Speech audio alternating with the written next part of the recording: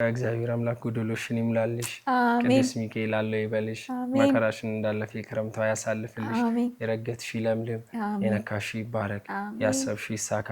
አሜን በቅዱስ ሚካኤል አለፈልኝ ታሪክ የተቀየረ ለመባል ያብቃሽ።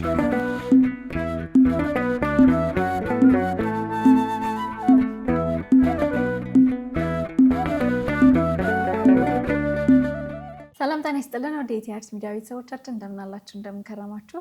እግዚአብሔር የተመሰገነ ይሁን። እኛ ጋር ሁሉም ነገር ሰላም ነው። እንደተለመደው ዛሬም አንድ እንግዳ ይዘንላችሁ ቀርበናል ማለት ነው። ከእንግዳችን ጋር ደስ የሚል ቆይታ ይኖረናል። እስከ ፕሮግራማችን ፍጻሜ ድረስ አብራችሁን ቆዩ።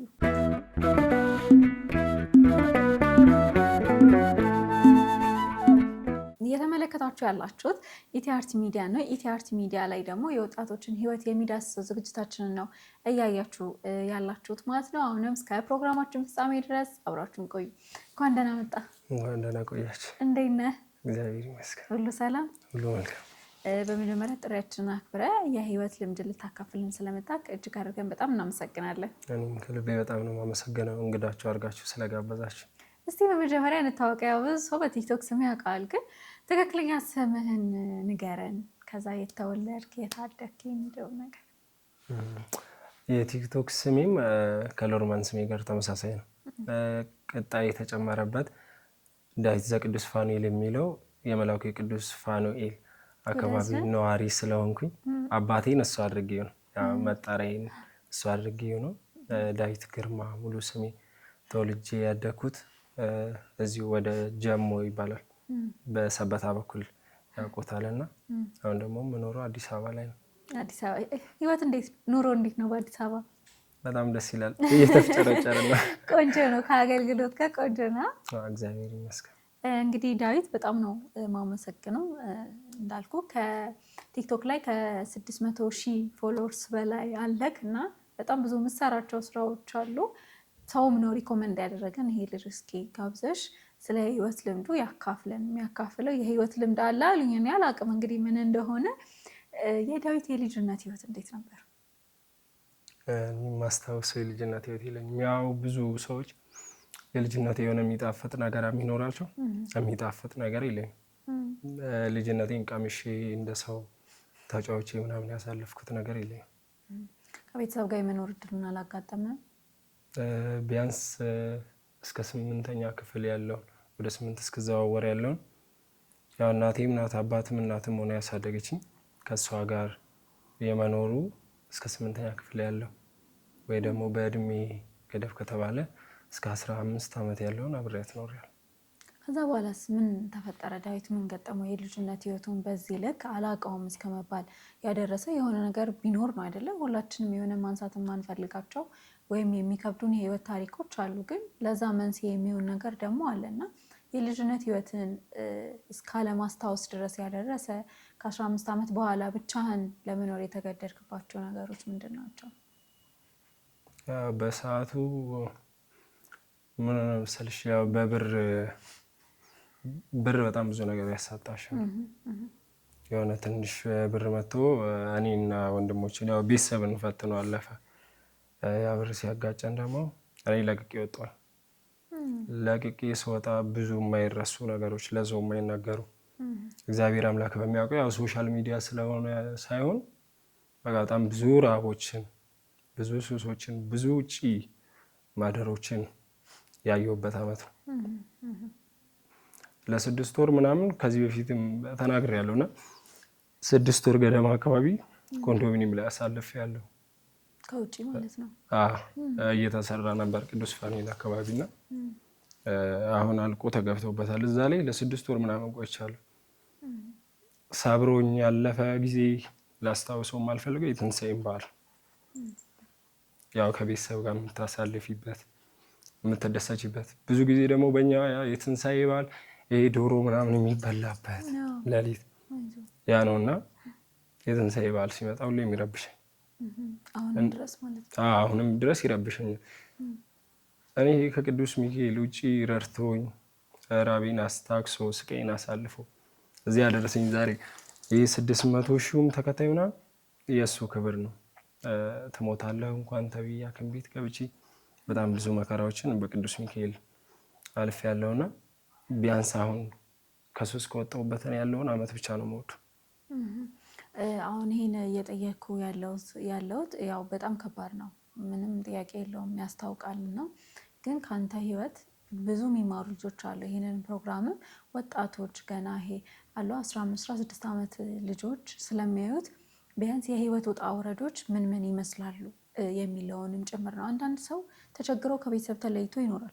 አንዳንድ ሰው ደግሞ በቅብጠት አለው አይደል፣ በቃ እኔ ከዚህ በኋላ ጎርምሻለሁ እያለ ደግሞ ከቤተሰብ ተለይቶ የሚኖር አለ። አለማችን ላይ በጣም ብዙ አይነት አኗኗር አለና ለእነሱም ትምህርት እንዲሆን ነው። 15 ዓመት ከቤተሰብ ተለይቶ መኖር ማለት እጅግ በጣም ከባድ ነገር ነውና ከወጣህ በኋላ መጀመሪያ ያደረግከው ምንድን ነው? ወይም ያረፍክበት ቦታ የት ነበረ? እንዴት አሳለፍከው? ምክንያቱም ልጅ ነህ፣ ልጅነት በጣም ከባድ ነው እና እንዴት ነበር እሱ? ከቤተሰብ ከወጣሁ በቀጥታ ያመራሁት ወደ ጅጅጋ ነው የሄድኩት እና ጅጅጋ ላይ ምንም ሰውም ብርም ዘመድም ኖሮኝ ምናምን አይደለም የሄድኩት። ርቆ ለመጥፋት ወይም ደግሞ ከሀገር ለመውጣት የሚደረገውን በልጅነት አይምሮ የምታስቢ ያው ውጭ ሀገር ቅርብ ይመስልሽ የለ የሆነ በእግር አቋርጠሽ ምናምን የምትወጪ ይመስልሻል። ለመጀመሪያ ጊዜ ወደ ጅጅጋ አመራሁኝ። ከዛ ጅጅጋ ደግሞ ለዳዊት ምቹ ቦታ አልነበረችም። ዳዊትን በሱስ ዌልካም ብላ ተቀበለችው። ውጪ ላይ ማደር፣ ጎዳናን መለማመድ ሆነ። ከአንድ ወር ቆይታ በኋላ እናቴ ስደውልልኝ ጅጅጋ ላይ አክስት እንዳለኝ ነገረች። ስልሽ በጣም ብዙ ውጣ ውረዶች ካለፉ በኋላ አስቢ፣ ሱስንም አጠናክሬ ከያዝኩኝ በኋላ ከዛ ስደውልላት አክስቴ እዛ እንዳለች ስነግረኝ ለአክስቴ ደወልኩላት እና ከ36 ዓመት በፊት ስለወጣች እሷን ቤተሰቧን አትወድም። ጫና 36 ዓመት እህቷን አለማግኘት አስቢ። የመጀመሪያው ዘጋችብኝ፣ ሂድ እናትህ ቢጤ ምናምን ብላ ዘጋችብኝ። እኔ አልፈልግም ዘመድ ምናምን፣ የደረሰባት ጫና ነው። ለሰው ጥላቻ ኖሯት አይደለም። እና 9 ሰዓት አካባቢ 6 ሰዓት የደወልኩላት 9 ሰዓት መልሳ ደወለች እና ናሽ ልቀበል ምናምን አለች። ስቀበላት እሷ የሀገሩ ባህል ነው መቃም የሆነ እንግዳን የምትቀበይበት አይነት ነገር ነው። ያው ብዙም የኛ እምነት ተከታዮች ወደዛ አካባቢ የለው። ለእኔ አልከበደኝም። እዛም ሰፊው ሰዓት ከአክስቴ ጋር ስንገናኝ እሷም በዛ አይነት ሱስ ውስጥ ስለነበረች አብሮ ሆኖ እንደ አክስት ምናምን አይደለም፣ አብረን ሆነን በጣም ብዙ የሱስ ወራቶችን እዛ አሳለፍኩኝ። እስቲ ምን አይነት ሱሶች ነበሩብህ? በሰዓቱ በጣም ይሄ ነው የማይባል አቃቃም ነው የምቀመው። በቃ ይሄ ተስፋ ቆርጦ ሙሉ ቀንጫት ላይ የሚውል ሰዓት ተስፋ ቆርጬ ሙሉ ቀንጫት ላይ ነው ሙሉ። ኢቭን 1 ሰዓት ጠዋት ከጀመርኩኝ ማታ ወይ ለእንቅልፍ ነው። ሙሉ ቀን እየቀምኩ ምግብ እስክትበላ ነበር። አሁን ትንሽ ያው ሰውነቴም በፊትም ቀጭን ስለሆንኩኝ የዛ ሰዓት ላይ ግን አለቄ ነበር። በጣም ወርጄ ነበረ። ምግብ የሚባል ነገር አያሰኘኝም። አንደኛ የነሱ ምግብ ሩዝ ልራመድ ስላልቻልኩኝ እሱ ነበረ። ለ6 ዓመት ምናምን አጭሻለሁ። ለ6 ዓመት እዛው ጅጅጋ ሆነ ነው ወይስ ከጅጅጋ ወጥተህ? ጅጅጋ የጀመርኩትን ወደ አዲስ አበባ መጥቼ እስከ 2012 6ኛ ወር ላይ የቅዱስ ሚካኤል ቀን በ12 እስካለው ቀን ድረስ የመጠጥ ክለብ የማደር ይህ በቃ ተስፋ ቆራጭ የሚያደርገውን የትኛውንም ሱስ አደርግ ነበር። ስንት ዓመት ላይ ማለት ነው? ቢያንስ በ16 17 ዓመት አካባቢ 16-17 በነገራችን ላይ አሁን ትልልቅ ልጆች የሆኑት እንጂ በበፊቱ ጊዜ 16-17 በጣም ትንንሽ ልጆች ናቸው። ይሄ እንዴት ነው ቤተሰብ ራሱ በሙሉ አይን የማያይበት ጊዜ ነበር። ያ አሁን ላይ ጊዜውም ቴክኖሎጂውም ያለው ነገር ሁሉ በቃ እነሱ እኮ ናቸው ለቤተሰብ እኮ ትንሽ ናቸው፣ ግን ይሄ በቃ እኛ ትልቅ ነን ብለው ማሰብ ጀመሩ። በዛ ሰዓት ደግሞ ከባድ ነው። ቀኑ ሙሉ ጫት ላይ መዋል፣ ሲጋራ ማጨስ፣ መጠጥ መጠጣት፣ ክለብ ላይ ምንም የቀረ ነገር እኮ የለም ማለት ነው። በሱ ነበር ራስን የምታደነዝዘው ማለት ነው። ከሚገርምሽ ባጃጅ ቀኑ ሙሉ ሰራና ያው የቃምኩኝ ይሰራለሁ። ቀኑ ሙሉ ሰርቼ የሰው ባጃጅ ነው። ለሱሴ ሲሆን ስራ አጥቼ አላውቅም። ለሱሴ ሲሆን ምንም ነገር ጎሎኝ አያውቅም። በቃ ለሌሎች መንጃ ፈቃድ ካላቸው ልጆች ከሚሰጠው በላይ ለእኔ ይሰጠኝ ነበር። እኔ መንጃ ፈቃድ ሳይኖረኝ እሰራ ነበረ። ከዛ በቃ ማታ ደግሞ ቀን የሰበሰብሻትን 400 500 ቀን ስትቅሚበት የዋለውን አሁን ሰዎች በተለምዶ ጨብሲ መስበሪያ ምናምን ይላሉ። ለሊት ደግሞ እሱን ተጠጥቶ ድጋሚ ነገ ደግሞ ለሱስ ይሰራል። ለህይወት ሰርቼ አላውቅም ሱስ ውስጥ በነበርኩበት ሰዓት። እኔ ብዙ እንግዶቼ እንደዚህ ከሌላ እምነትና ከሱስ የመጡ ናቸውና ስራ የለንም ይሉኛል። ግን ከየት አምጥታችሁ ነው ገንዘቡን ከየት አምጥታችሁ ነው ለሱስ የምትጠቀሙት ስላቸው፣ ስራ የለንም ግን ለሱስ ሲሆን ግን ገንዘብ አናጣም ሁሌ ነው የሚሉኝ እና በጣም ነው የሚገርመኝ። በቃ ሰይጣን ያመቻችልሻል ይሉኛል። ያመቻች ነበር በሰዓቱ ይሉኛል። እና አንተም አሁን ያልከኝ ያለው እሱ ነው። ለሱስ ሲሆን ምንም አይነት ገንዘብ አታጣም። ሰው በነገራችን ላይ ራበኝ ብትዩ ምግብ አይጋብዝሽ። እንትን ይሄ የሱስ ነገር ግን ይጋብዛል አይደል? አሁን እርቦሽ በጣም አንቺ ሆድሽና አንጀትሽ ተጣብቆ ሊሆን እኮ ይችላል የጠየቅሽው። ራበኝ አብሬያችሁ ልብላ። ኢቭን እነሱ ያቀረቡበት ምግብ ላይ እንደትበይ ማዱን አይዘረጉም። ግን በሰዓቱ ጫት ቢያስፈልግሽ፣ ሲጋራ ቢያስፈልግሽ፣ መጠጥ ቢያስፈልግሽ እነዚህ ነገሮች ይቀርቡልሽ። በሰውኛ የምናደርጋቸው ነገር መሰለኝ ሁላችንም ጋር ያለ ችግር ይመስለኛል። ለዛ ሰይጣን ዲያብሎስ ለራሱ ሲሆን ምንም ነገር አያጣም። በቃ በሆነ መንገድ አድርጎ ያመቻችና አንተን አጣብቀኝ ውስጥ ይከታል ማለት ነው። የልጅነት ህይወት ከባድ ነበር፣ ምንም ጥያቄ የለውም። በሱ ተስፋ ቆርጠ ነው እንደዚህ አይነት ሱስ ውስጥ የገባው። ግን ይሄን ሁሉ በምታደርግበት 6 ዓመት ሙሉ የ6 ዓመት የሱስ ህይወት ቀላል አይደለም። ተከራይተህ መኖር ጀመርክ ወይስ እንደ በፊቱ ውጭ ላይ ነበር የምታድረው? ውጭ ነበር ማድረው። እዚህ ጋር ከጠየቅሽኝ አይቀር የምጠላውን የትንሣኤን የፋሲካ በዓል ላይ ረጅሙን ዓመት ውጭ፣ ከዛ የሚመሰገኑ ሰዎች አሉ ደግሞ 2 ዓመት አንዱ ጋር ሲያኖሩኝ 2 ዓመት አንዱ ቤት። ቅድም ለዛ ነው እየተሸጋገርኩ ነው ያደግኩት ያልኩሽ። አንዱ ጋር 1 ዓመት አንዱ ጋር 2 ዓመት 6 ወር። ያው አስወጡት ሲባል ደግሞ ሰው ሱስ ሲኖርብሽ ደግሞ ልጁን ታበላሽበታለሽ ይመስለዋል። ሞርም ደግሞ ወደዛ ነው የሚሄደው። ዛሬ ላይ ሆኜ በጤነኛ አእምሮ ሳስበው እኔም ልጅ ቢኖረኝ ለልጄ ነው የምሰገው። ያንን እየለቀኩኝ አሁን ላይ ግን ይሄ ለዳዊት ለውጥ የሆነች ቤት ስላለች ረጅሙ 6 ዓመት ከምናምን እንደ ተከራይ ሳይሆን እንደወለደችኝ ልጅ ነው ተንቀባረሬ የምኖረው። የራሴ የሆነ ክላስ ላይ ሰዓት ገደብ ሳይኖርብኝ ነው የምኖረው። እግዚአብሔር በአንዱ ይሄ እንድታዝን ሲያደርግ በአንዱ ደግሞ ይክሳል። ሁሌም ቢሆን እንድታዝን የሚያደርግ ወይም የምታዝንበት ላልተፈቀደና ለማይሆን ነገር ነው። ወደ ቤተሰብ የመመለስ ነገር አልነበረም? ቤተሰቦች ጋር የመሄድ ነገር አልተፈጠረም ወይ? ከቤተሰቦች ጋር የመስማማት ነገር? እንደዚህ አይነት እድሎች እንኳን አልተመቻቹም። እንዳለመታደሉ ነው። ለጸብ እንፈላለግ እንጂ እንዲህ ለፍቅር እንትን አንልም። አንድ ወንድሜ ሱዳን ሀገር ነበር የሚኖረው እና ከዛ ሲመጣ ትልቅ እርቅ አስቦ ነበር፣ ግን ያም ነገር አልሆነም። ኢቭን ከትላንት ወዲያ የመጨረሻ እርቅ ከወንድሜ ጋር ሊያስታርቁኝ ተሞክሮ ነበረ። ምንም በሰላም አልተጠናቀቀም። አሁንም ስልሽ ገንዘብ ፈላጊ አይደለሁም። ቤተሰቤን በጣም ነው የምወዱ፣ ግን አሁንም የሆነ ትኩረት ሰው ካለቀቀ እንዴት አብረሽ እንትን ትያለሽ? ያንን ቤተሰብ እንዳላስብ ያደረጉኝ ደግሞ ቤተሰቦች አሉ እዚህ። ምንም ነገር እንዳልጨነቅ እንዳልሰጋ፣ ለምን ምንድነው የምለብሰው ምንድነው የምጠጣው ብዬ እንዳላስብ ከቤተሰብ በላይ የሆኑ ሰዎች ደግሞ አሉ። ያ ነገር ብዙም ጫና አላረገብኝም። እንደ ወደዛ ከመምጣት በፊት እመጣለሁ እና ማን ናቸው የሚለውን ለመጠየቅ ይሆናል። በዚህ ሁሉ ዓመት ውስጥ እጅግ በጣም ማለት ለአንተ ከባድ ነው ሁሉም ዓመታት የነበረው፣ ግን እጅግ በጣም ማትረሳው ከባድ ጊዜ ምን ነበር? ማረሳው ከባዱ ጊዜ 2012 የትንሣኤን በዓል መቼም ማረሳው። ወደፊት አልፎልኝ ተለውጭ ደህና ቦታ እንኳን ብደርስ ያንን ዓመት አረሰው። ምን ሆነ መሰለሽ፣ ምንቴ ይባላል ጓደኛዬ ነው እና ስጋ በጣም አማረኝ። በጣም ስጋ አምሮኝ በሰዓቱ የዳዊት ጽጌ ዘፈን ተለቆ ነበር አስችሎሽ ምናምን የሚል እና ያንን ነገር ከርብቶ እኔ እንጃ ልኝ ሆና ስጋ ባይኔ ላይ ዞረብኝ ምናምን ብሎንት በጣም አለቀስኩኝ። በጣም ከሚባለው ላይ ስልሽ በድህነት አንጀት ጾመሽ ሲፈታ አለመኖርን አስቢ። እና እስከ 8 ሰዓት ምርር ብሎኝ ኪሴ ላይ የነበረችውን 60 ምናምን ብር በአይላንድ መጠጥ አስቀደውኝና ከቤት ስጋ ሰርቆ አመጣልኝ። እናቱ ጋር ገብቶ በጥቁር ፌስታል ስጋ ሰርቆ አመጣልኝ።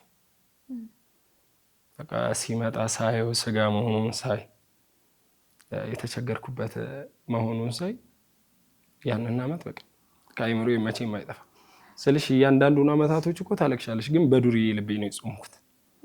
2012ን ሱስ አቁሜ ቅዱስ ፋኑኤል ቤተክርስቲያን ላይ እያስቀደሱኝ በሌለኝ አንጀቴ ጾሜ ሲፈታ ሳይኖር ሲቀር አንድ ወደ ሳያስጠለል ሲቀር በቃ ለእኔ ፈታኙ ጊዜ ማረሰው ቤተሰቤንም በጣም በቃ እንድጠይ የሚያደርግሽ ጊዜ የለም። ዛሬ እንኳን አይደውሉም እንደ የምትይበት ዛሬ እንኳን ናይሉ እንኳን አደረሰ ምናምን የምጠብቂበት ስጋን ሞር መጀመሪያ ላይ አድርጌ አይደለም ግን ወንድም እንኳን አደረሰ ይሄን ሁሉ አመት ያለኸው ምንድነው የሚሆነው? እና እስኪ ዛሬ ጸባችንን ወደ ፍቅር እንቀይረው በዓል እኮ ነው ይላሉ ብዬ በጣም የጠበቅኩበት ከዛም ለራሴም ቃል ገብቼ ቤተሰብ የሚባል ነገር ዳግመኛ ላላይ ወደፊት ብቻ ለመሄድ እግዚአብሔርን ብቻ ለመያዝ ቃል የገባሁበት ቀን የቅዱስ ሚካኤል ዕለት መቼም ማረሰው።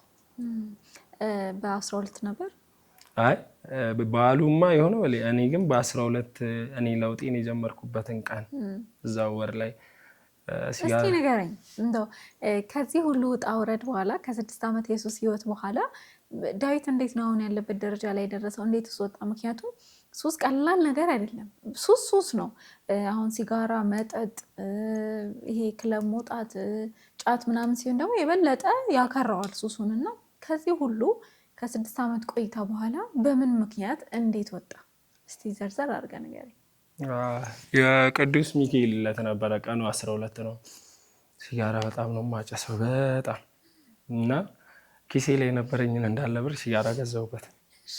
ሲጋራ ገዝቼ በስልሽ ምሳ አልበላሁም፣ ግን በእኔ ቤት በቃ ራሴን እየቀጣሁኝ ነበር። ያን ሰዓት ሞትሽን ፈጠን ለማድረግ የምጥሪበት የለም። የበረኪና ብር ቢኖረኝ ሲጋራ በ5 ብር የሚገዛውን ቢኖረኝ የማደርገው ነገር ነበር። አድርጌውም ደግሞ እንትን ብያለሁ። ያንን እግዚአብሔር አሳልፎኛልና የሚካኤል ዕለት ሲጋራ ገዝቼ ባህር ዛፍ ስር ቁጭ ብዬ ሳጨስ በአፍንጫዬም ደም በቃ የማይቋረጥ ጎርፍ ሆነብኝ። ሲጋራው ሳይሆን ደሙ እጄ ሞላው። ከዛን ራሴን አየሁኝ። ምንድን ነው እየሆንኩ ያለሁት? ምክንያቱም የተመኘሁት ደርሶልኝ ነው እንደ ምናምን አልኩ። ይሄ ሞቱ ፈጥኖ መጥቶ ነው ምናምን አልኩ። ቀጣይም ስልኩስ እንደዛ ትን ነው የሚለኝ። ሞከርኩኝ የቻልኩትን፣ ግን ከዛ እዛ ቀኑን አሰብኩት። 12 ነው ለምን አትረዳኝም ያልኩት። እንዴ ሚካኤል አይደለ በልጅነቴ ዝም ብዬ የምጠራ የምወድ መልአክ ነው፣ ለምን አትረዳኝም አልኩት። ከዛ ለራሴ እዛች ባህር ዛፍ ስር ቁጭ ብዬ ሲጋራ ክብሪት ምናምን ሰባብሬ ጓደኛዬ አጠገቤ ነበር። አንተ ደም ስር ውስጥ ነው ያለው ሱስ፣ እንደዚህ እንደቀላል የምታቆም አይደለም፣ ራስን አሸውዳኝ። እኔ ካልረዳኝ ሚካኤል ከዚህ ነገር ውስጥ ካላወጣኝ በሕይወት ዘመኔ ሚካኤል የሚባል አባት የለኝም። በቃ ያ ነው። ከዛሬ ጀምሮ ወደ ሱስ ተመልሼ ላልገባ ምናምን ብዬ ሲጋራ ውስጥ ሰባብረን ሄድን ወደ ቤት። እሱ ጋር ነው የማድረው። በእስልምና እምነት ውስጥ ነው ያለ፣ ኢብራሂም ይባላል። እና ሌሊት ላይ እንዴት ልደር በቃ ወደ ላይ ይለኛል። ገና በመጀመሪያው ቀን አስቢ ትቼ በመጀመሪያው ውሎኝ በቃ ወደ ላይ ሲለኝ አደረ። ሌሊት ሙሉ ጠዋት ጸበል ሄድኩኝ። ጸበል ጠጣሁ። ጸበል ጠጥቼ አላስችል ሲለኝ ገዛውኝና እዛ ቦታ ሲጋራ ድጋሚ ገዛውኝና እዛ ቦታ ተመልሼ ሄድኩኝ። ከዛ የማልኩት መሐላስ እንዲህ አድርገኝ መኪና አደጋ አዘዝብኝ እኔ እንዲህ ባደርግ ምናምን ድጋሚ አስቀምጬ ለምን በዚህ ፍጥነት ሱባኤ አልገባም? ስለ ሱባኤ ትርጉሙ የማውቀው ነገር የለም፣ ግን ብጠላልስ እግዚአብሔር ስር እግዚአብሔርን ቢይዝስ ብዬ 15 ቀን ወደ ቤተክርስቲያን መጥቼ ራሴን ደበኩኝ። ለእኔ ከባዱ ጊዜ ይነስረኝ ነበር፣ ወደ ላይ ላይ ነበር። አምጣ ያው ይፈልግ ለሴጣንም እንድታቋርጫ ይፈልግ። ያ ነገር በጣም ከብዶኝ ከ15 ቀን በኋላ ራቡና የሱሱ የሆነ ነገር አንድ ላይ ተጠናክሮ ራሴ ሳትኩኝ። እዛው ጸበል ቦታ? አይ ከጸበል ወጥቼ ራሴ ሳትኩኝ መንገድ ላይ። እኔ ስራ ለመቀበል ነበር አካሄዴ። በፊት ባጃጅ የሚሰጡኝ ሰዎች ማንም ሊሰጠኝ አልቻለም። አሁን ትቻለሁ፣ እየቃምኩ አይደለም እያጨስኩ አይደለም። ስራ ጠፋ። ስራ ሲጠፋ ትንሽ ራቧ በርትታብኝ ለ15 ደቂቃ ራሴ ስቼ ነበር። አባቴ ይልማ ቢባል አሁን ላይ ደስ ይለኛል። ግርማ ከምባል ይልማ ቢባል ደስ ይለኛል። ይልማ ማን ነው? አባትም ነው ወንድምም ነው። ከጎዳና ያነሳኝ ልጅ ነው። ዛሬ እንደ እናት እንደ ልጅ የምትወደኝም ቤተሰብ ወስዶ ይቀላቀለኝ እና አነሳኝ ከዛ ቦታ። ሰዎችን ውሃ አስጠራ፣ ውሃ ተገዛልኝ ምናምን። ምግብም ትንሽ ነገር ወስጄ በኔ ባጃጅ ስራ አለኝ። በኔ ባጃጅ ስራና ሲመሽ የሚሆነውን እናደርጋለን። ማረፊያም ብዙም አትጨናነቅም። በቃ ለማረፊያ ጎዳናም ይታደራል። ስራ ከሰጠኝ የምበላበትን ነገር ደስ ብሎኝ ስሰራ ዋልኩና ሲመሽ ደግሞ 12 ሰዓት አካባቢ ጨነቀኝ። አሁን በቃ እንዲሰራው እጂ አሁን ከሚቀሙት ሰው ጋር ከሚጠጡት ሰው ጋር ላድር ነው። ከዛ መጣና መጋዘን አላቸው ትልቅ በሀብትም ከተባለ እግዚአብሔር ይስጣቸው ደህና ቤተሰብ ላይ ያሉ ሰዎች ናቸውና መጋዘን አላቸው። ሚስቴን አማክሪያት አለኝ። ሚስቴን አማክሪያት እኛ ጋር መጥቶ ይኑር እስክትለኝ 1 ቀን ብቻ ስጠኝ እና እዚህ መጋዘን ውስጥ እደር ውጭ ከምታድር ምናምን ብሎ ከሚስቱ ኮንፈርትና የምተኛበት ሰርቆ አመጣ። ከዛ መጋዘኑ ትልቅ ነው። ይሄ ከብቶች የሚያረቡበት የለም። አጠገቡ ያለው ባህር ዛፍ ሲወድቅ ጣራው ላይ ሲወድቅ ሌሊት የደነገጥኩትን ድንጋጤ እስካሁን እንትን አለውም። ሲያልፍ ያንን ድንጋጤ ያደረሰው። ከዛ እናቱ ጠዋት ለከብቶች ምግብ ለመስጠት ስትመጣ እዛ መጋዘን ውስጥ ታኝቼ አየች። ሳታስደነግጠኝም ሳቀሰቅሰኝም ወደ ቤት ሄደች። ማን ነው? አይ እንደዚህ ነው ዳዊት እኮ ነው ምናምን። እንዴት ታዲያ እንዴት መጋዘን ታሳድረዋለህ ምናምን ብላ ተቆጥቷለች። አታመጣውም ብላ 1 ክፍል ቤት ሰጠች። እዛው እነሱ ጋር ማለት ነው። ግቢ ገባሁልሽ። አሁን የሀብታም ኑሮ ሊጀመር ነው በሌለሽበት እንትና 1 ክፍል ቤት ሰጠችኝ። እዚህ ኑር እንደልብ ቁርስ፣ ምሳ፣ እራት ልጆቼ በሚበሉበት በየትኛውም ሰዓት መተህ ምግብ ብላ። ማትበላ ከሆነ ነው የምንጣለው ምናምን አለች።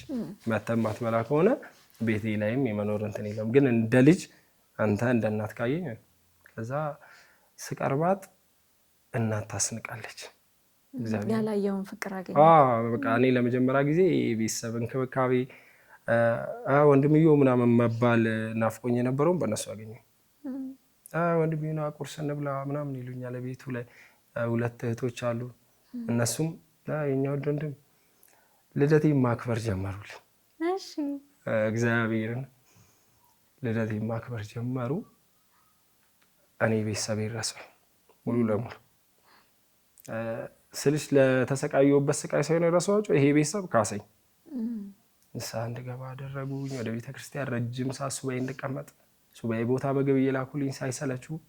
ዳዊት ጎብዞ ሰው ነው አስቀዳሽ የሆነ አይነት ዳዊት፣ እግዚአብሔር ስር የሚሮጥ አይነት ዳዊት ሲመጣ ደግሞ ተሰብስበው በህይወት ዘመኑ ዳዊት እንደዚህ የሆነበትን ቀን የተወለደበትን ቀን እንዳይረሳው ተብሎ ልደቴን በደማቅ ሁኔታ ሆቴል ላይ የባለስልጣን ልደት እስኪመስል ድረስ ማክበር ጀመሩልኝ።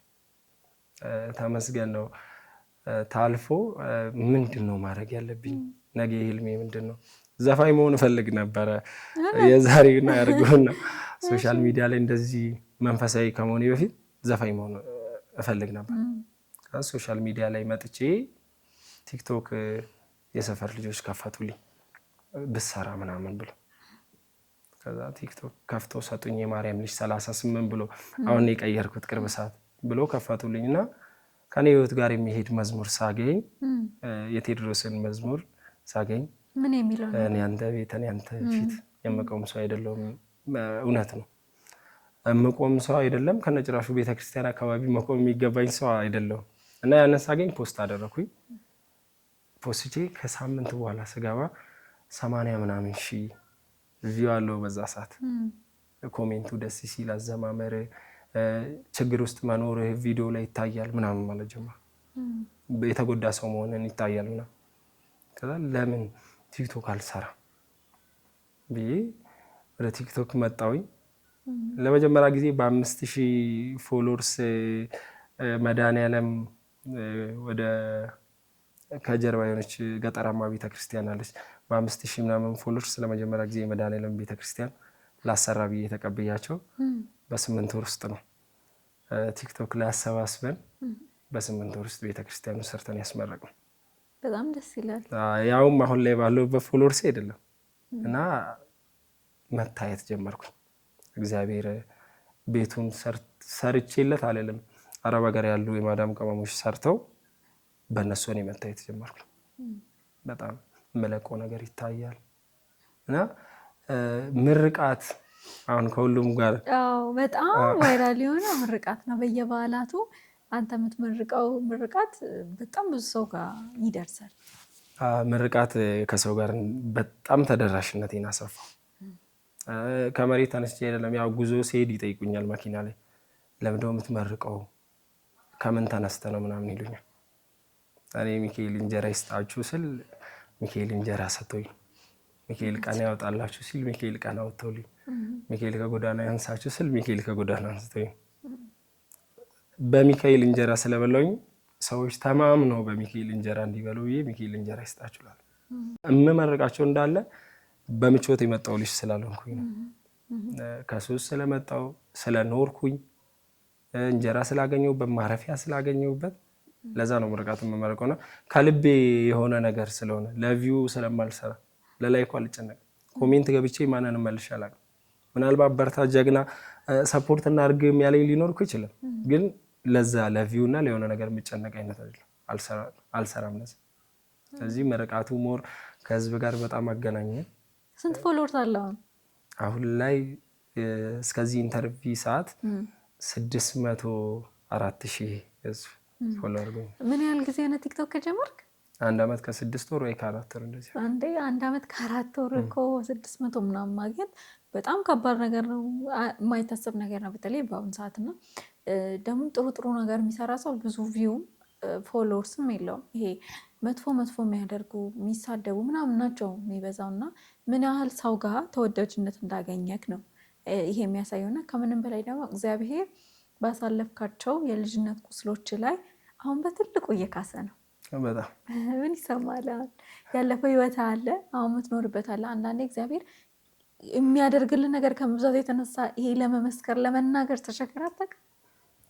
እኔ ዝም እላለሁ፣ በነገሮችን በዝምታ እንትን እላለሁ ስልሽ ስራዬ አይደለም እየከፈለኝ ያለው። እኔ እንደው ሰዎች እስኪ ሰለቹት ድረስ ስሙን የምጠራው ለምን እስኪባል ድረስ ሚካኤል እየከፈለኝ ያለው በዘመኔ የሚያሻግረኝ በቃ ፎሎወርሱንም ያልተጨነኩበት የሱ ስራ ነው። የኔ ፊት ታይቶ ምናምን አይደለም የተወደደው፣ ቅዱስ ሚካኤል ስም ተጠርቶ ነው የተወደድኩኝና ምናልባት ወደፊትም ስሙን እጠራለሁ። ሚካኤል የምለው ከመሬት ተነስቼ አይደለም። አሁን ያለሁበት ቤት እናትና አባት የሆኑኝ እህቶች የሆኑኝ ቤት አባታቸው እንደ ድንገት አረፈና ለእኔም ከአባት በላይ ይሆናል እና በተለይ እነሱ የነበሩበት ህመም ደግሞ በጣም ይከብድ ነበር።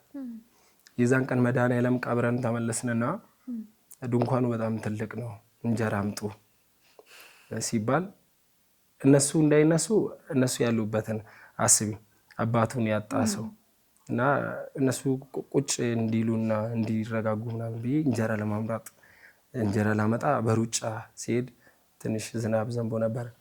ፌስታል ጭቃ የገባበት ፌስታል ረግጬ በቃ በጣም ሰማይ ደርሼ ነው የወደኩትና ድንጋይ ነበር የተቀበለኝ። አላየውም፣ ተደናግጬ በቃ ሰውን ብድግ ብዬ ብቻ ነው የቆምኩትና ሙሉ አጥንቴን እንደዚህ ነክቶ ቆርጦታል። በየሁሉ ቪዲዮ ላይ ማመሰግነው ምንተስኖት እያንዳንዱ ድክመት ላይ አጠገቤ ነበርና ፍስፍስ አድርጎ በኋላ በር አስወጣኝና አላርት ሄድን። ከአላርት አስወጡን። ከዛ ወደ ጤና ጣቢያ መለሱን። ጤና ጣቢያ ስንደርስ እግሩ ይቆረጥ ምናምን ተባለ። ወደ ሌላ ነገር ከሚተላለፍ እግሩ ይቆረጥ አሉ።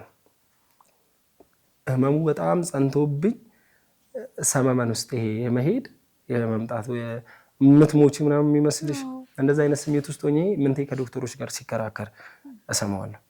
አረ እግሩ አይቆረጥም አሽጉት ምናምን ይላቸዋል። እኛንን ባለሙያ እኮ ይሉታል እኮ አሽጉት ዝም ብላችሁ አይቆረጥም። አልፈረምም። ቤተሰብ የለውም? አዎ የለውም። እኔ ብቻ ነኝ ወንድሙ፣ አልፈረምም ምናምን። ከዛ ሁሌ ጠራ የለ እንዲያልኩት ሁሌ እጠራለሁ።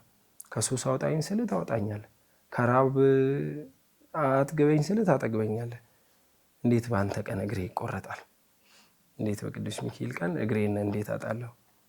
በቃ ወይ እነዚህን ዶክተሮች ቀይራቸው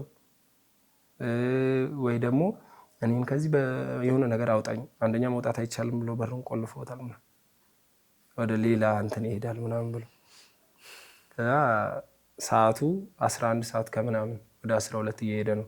እኔ ሲከታተሉኝ የነበሩ ዶክተሮች ተቀይሮ ወጡ። እንዴት ደስ እንዳለኝ ልነግርሽ አልችልም። ቀጣይ መጥቶ የሚቆርጠኝ እንኳን ቢሆን እነዛ ዶክተሮች ለቆ ሲወጡ በጣም ደስ አለኝ እና ከ12 ሰዓት በኋላ ተቀይራ የመጣችው ልጅ እኔ ከቅዱስ ሚካኤል ጋር እየተጨቃጨኩኝ ነፍስ ውጪ ነፍስ ግቢ ላይ መጣች። ምን እያልክ ነው? አይ ምንም አልኳት። መስቀል በጣም የሚያምር መስቀል አድርጋለች እና ክርስቲያን ናት እቺ፣ እኔ ለምናታለሁ በሚካኤል ብዬ እና ቁርጥኝ አስበሽዋል። ለምናታለሁ ብዬ ቆይ ድጋሚ አያለሁ እሺ ምናምን አለች። ድጋሚ አየችኝና ይሄ ምን ሆኖ ነው? የሚቆረጥ ነገር እኮ አይደለም፣ በቃ ይታሸግልሃል፣ አፍራን ሄደ ትታከማለህ ምናምን አለችኝና ከሌሎቹ ፍቃድ እንዳይወጣ ተብሎ ነበር ለ24 ሰዓት ደብቃ አስወጣችኝ። ያው የሐኪም ቤቱ ስም አልናገረው፣ ያው የረዳሽ ሰው ትረጃለሽ። ረድታ ከዛ አስመለጠች። ወጥቼ እንኳን የሚቆረጥ እግር አይደለም እንደ ልቤ ነው የምዘልበት፣ ኳስ እጫወታለሁ፣ ማድረግ ያለብኝን ነገሮች እንዳለ አደርጋለሁ። ይቆረጣል በተባለው እግር እና ሚካኤል ጣሪቸው ዘግይቶብኛል። አሳፍሮ ካያውቅ የምር ቅድም እኮ አልኩሽ ያ ሁላ ሱስ ከነበርኩበት እሱ ነው ያወጣኝ። እኔ በሌላ ቀን ራሱ የሰመረልኝን ነገር ሚካኤል ሊያደርግልኝ ነው የምለው። እኔ በእመቤቴ ቀን ብር ባገኝ ሚካኤል ነው አዘግይቶ ነው በሷ ቀን ያደረገልኝ እላለሁ። በጣም እቀናለሁ። ከሚካኤል ውጭ ያለም አይመስለኝም። ስንት ጊዜ ሆነ አሁን ከሱስ ህይወት ከወጣክ? አሁን እንደ እግዚአብሔር መልካም ፍቃድ ድፍን 6 ዓመት ከምናምን። የ6 ዓመት ህይወት እንዴት ነው? የ6 ዓመት ህይወት እንግዲህ ያው መንፈሳዊ አይነት ሰው አይደለሁም። ለመሆን ደግሞ ትሞክሪያለሽ። እግዚአብሔር ይመስገን ሱስ ላይ የለንም። ጫት የሚቅም አንደበት፣ ጫት የሚቅም መንጋጋ አሁን ለጸበል ተፈቅዶለታል። በጣም ነው ደስ የሚለው።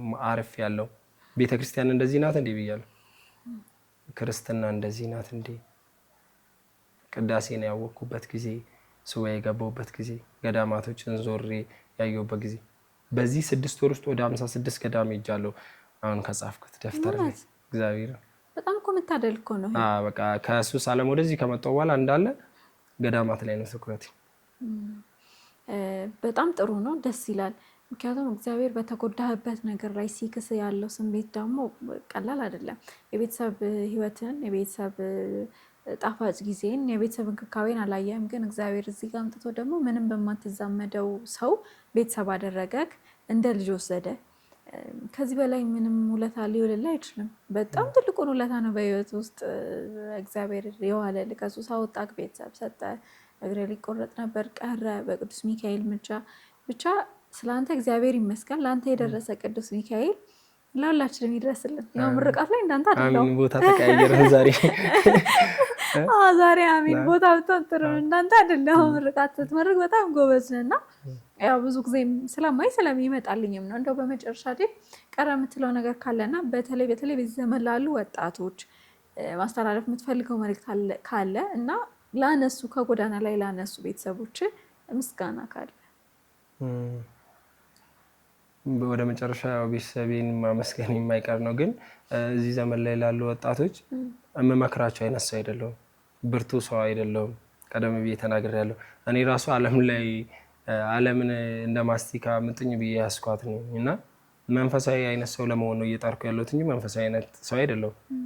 አልባሌ ቦታዎች ላይ አሁን ለምሳሌ መንገድ ላይ በጣም ብዙ ጊዜ የሚቸገረው እኔ ከእህቴ ጋር መንገድ ላይ ስወጣ እግዚአብሔር የምሬ ነው። ከእህቴ ጋር ስወጣ እንዴ አንተ ቲክቶክ ላይ እየመከርከን እዚህ ሴት አክፈ እስከ ማለት ድረስ ሌሎች